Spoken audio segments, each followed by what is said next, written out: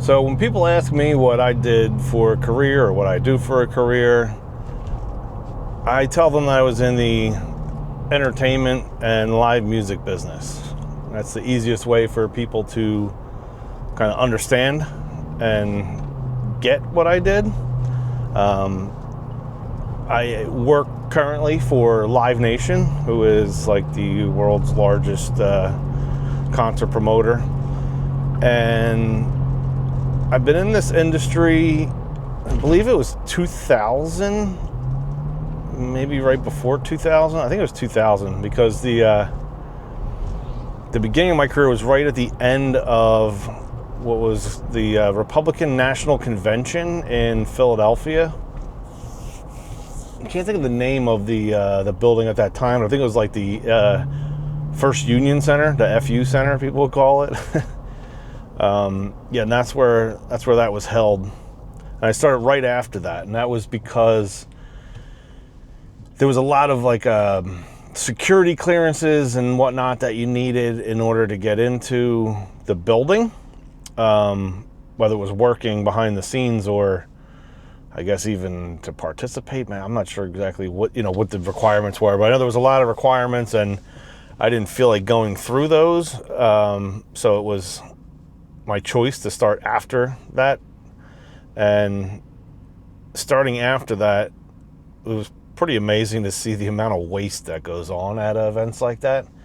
I remember just seeing like dumpsters with like just people throwing TVs, and they're perfectly good brand new TVs, like just smashing the TV and throwing it in there. Couches and you name it. Like, a couch, they would sit there with a blade and just cut the cushions up so you couldn't use it, or chairs, break a leg off it and throw it in the dumpster. Like no matter what it was getting thrown away.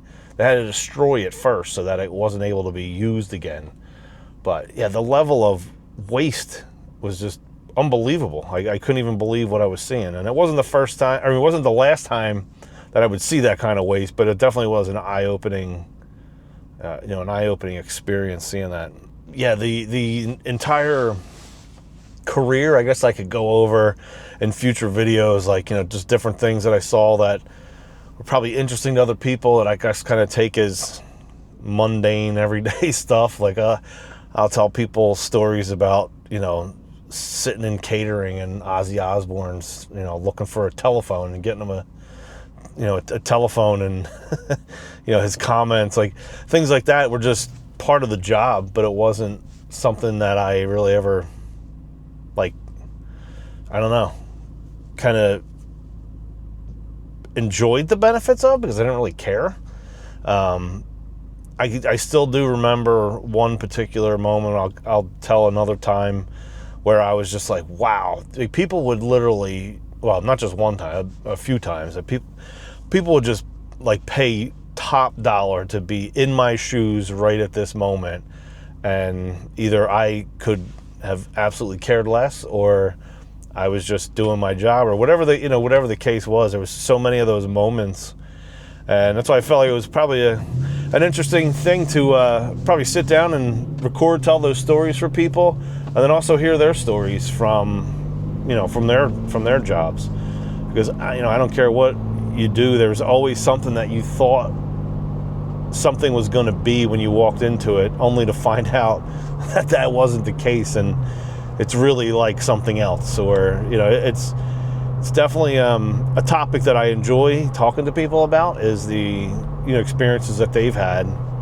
And as I'm now kind of out of it and not in I don't have so much responsibility any longer, I'm kind of just there as one of those artifacts that has forgotten more than most new people will ever learn type of people. That's what I am now. I'm just one of those, I've seen it all sort of a scenario, and I can help guide some people in making decisions and correcting things that are going on that shouldn't be, whether it's from a customer service perspective, from a profitability, losing, making money, those standpoints.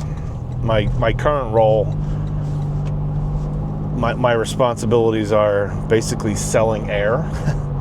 So I I have a very unique view of how to look at a crowd and kind of tell what's working, what isn't working, what they want, and what could benefit everyone. Like a lot of the programs that you see when you go out to a concert anywhere, you know, in the country, a lot of the standard things that are implemented and used were started right, you know, from right up here, or with my, you know, close team of people that I worked with, which was, you know, myself and like one other person.